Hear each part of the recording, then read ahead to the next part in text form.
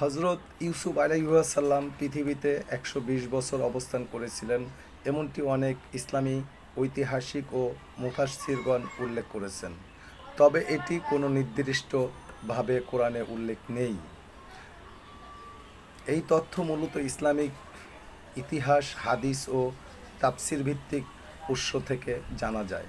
কোরআন মাজিদে হজরত ইউসুফ আলাইহিসসালামের জীবনের বিভিন্ন গুরুত্বপূর্ণ ঘটনা বিশদভাবে বর্ণিত হয়েছে, বিশেষত সূরা ইউসুফ, কিন্তু তার পুরো বয়স সেখানে বলা হয়নি।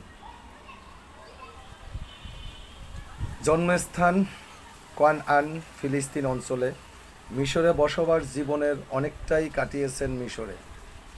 তার মৃত্যুর পর তার দেহ অনেক বছর পর হজরত মুসা আলাইহিসসালাম বনি ইসরাইলকে নিয়ে মিশর থেকে বের হওয়ার সময় কানআনে স্থানান্তর করেন।